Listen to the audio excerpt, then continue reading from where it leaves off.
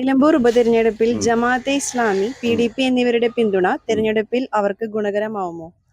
ഹിന്ദു വോട്ടുകൾക്ക് ധ്രുവീകരണം സംഭവിക്കുമോ? കാരണം ഒരു 2-3 ദിവസമായിട്ടുള്ള ആകെ ഒരു ചർച്ചയാണ്, മാധ്യമങ്ങൾ മുഴുവൻ ചർച്ചയാണ്.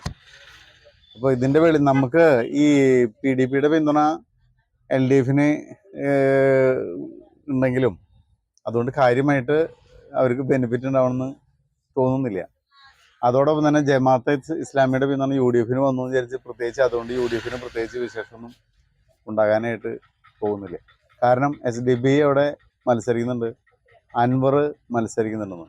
അപ്പോൾ ന്യൂനപക്ഷ വോട്ടുകൾ ഭൂരിഭാഗവും സ്വാഭാവികമായിട്ട് എന്ന് വെച്ച് കഴിഞ്ഞാൽ സ്പ്ലിറ്റ് ചെയ്ത് പോകുന്നൊരു അവസ്ഥയിലേക്കാണ് വരുന്നത്. അപ്പോൾ LDFന് കാലകാലങ്ങളിൽ ഒരു 40% ന്യൂനപക്ഷ വോട്ടുകൾ കിട്ടിക്കൊണ്ടിരുന്നൊരു അവസ്ഥയുണ്ടെന്ന്. ആ വോട്ടുകളിൽ നിന്ന് അൻവർ പിടിക്കുന്ന വോട്ടുകൾ, അതോടൊപ്പം തന്നെ ഈ ജമാഅത്ത് ഇസ്ലാമിയുടെ വോട്ടുകൾ, അതുപോലെ SDPയുടെ വോട്ടുകൾ, ഈ വോട്ടുകളിലൊക്കെ ഒരു ചേഞ്ച് വരുമ്പോൾ LDFന് കിട്ടാൻ പോകുന്ന വോട്ടുകളിൽ ഒരു കുറവ് സംഭവിക്കാനുള്ള ചാൻസ് ആണുള്ളത്. പിന്നെ ഹിന്ദു വോട്ടുകൾ ധ്രുവീകരിക്കുക എന്നുള്ളൊരു ചോദ്യം നമ്മോട് ചോദിച്ചു.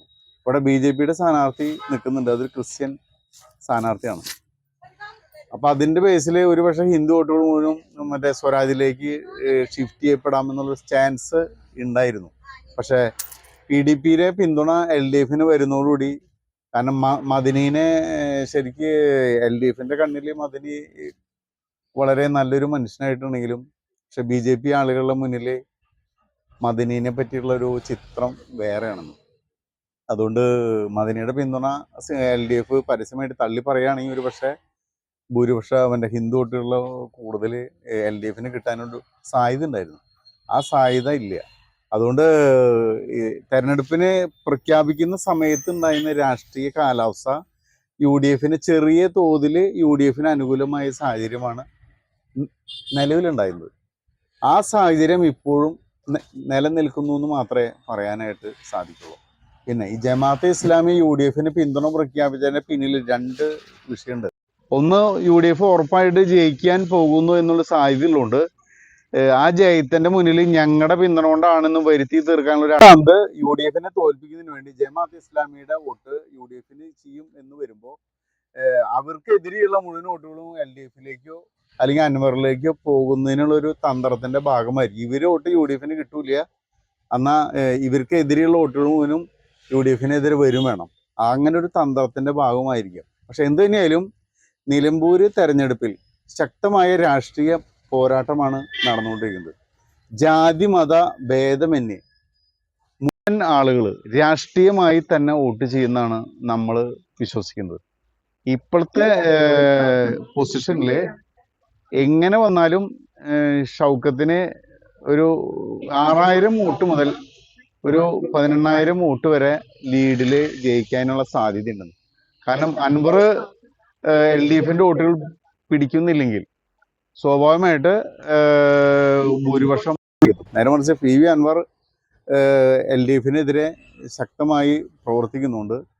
അൻവർ കഴിഞ്ഞ ഇലക്ഷനിൽ 2 പ്രാവശ്യം ഇലക്ഷൻ LDFന്റെ ഭാഗമായിട്ട് നിന്നതുകൊണ്ട് അൻവർ പിടിക്കുന്ന വോട്ടുകൾ LDFന്റെ ന്യൂനപക്ഷ വിഭാഗത്തിൽ വോട്ടാവാനാണ് സാധ്യത. ആ ഒരു സാധ്യതയിൽ ഒരു 62,000 മാക്സിമം ഒരു 65,000 വോട്ടിന് മുകളിൽ LDFന് കിട്ടാനുള്ള സാധ്യത കാണുന്നില്ല. UDFന് കഴിഞ്ഞ നിയമസഭാ തെരഞ്ഞെടുപ്പിൽ UDF പിടിച്ച ഒരു 78,000 വോട്ടുണ്ടെന്ന്. അതിൽ നിന്ന് കാര്യമായിട്ട് പുറകിൽ പോകാനുള്ള സാധ്യതയില്ല. പിന്നെ പ്രിയങ്ക ഗാന്ധിയുടെ മണ്ഡലമായതുകൊണ്ടും പ്രിയങ്ക ഗാന്ധി വരുന്നതുകൊണ്ടും കഴിഞ്ഞ പ്രാവശ്യം നിയമസഭാ തെരഞ്ഞെടുപ്പിൽ കിട്ടിയ വോട്ടിൽ UDF പിടിച്ച് നിൽക്കുകയാണെങ്കിൽ എന്തായാലും UDF ജയിക്കാനാണ് ഇപ്പോഴത്തെ അവസ്ഥയിൽ സാധ്യത. അതിൻ്റെ ഒരു ഇതുകൊണ്ടാണ് ജമാഅത്തെ ഇസ്ലാമിക്ക് UDFന് പിന്തുണ പ്രഖ്യാപിച്ചത്. പിന്നെ ഹിന്ദു വോട്ടുകൾ സ്വാഭാവികമായിട്ട് ഒരിക്കലും ഏതെങ്കിലും ഒരു ഭാഗത്തേക്ക് ഫിക്സഡ് ആയിട്ട് പോകാനുള്ള സാധ്യതയില്ല.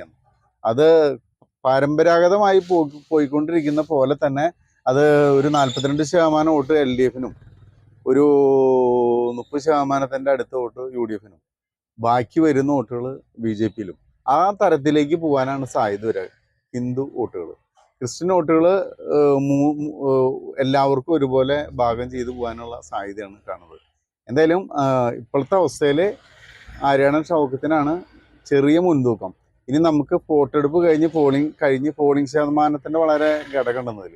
കാരണം ഇത്രയധികം കടുത്തൊരു മത്സരം നടക്കുന്ന പോളിംഗ് വളരെയധികം കുറഞ്ഞു പോവുകയാണെങ്കിൽ LDF ഒരു സാധ്യതയുണ്ട്.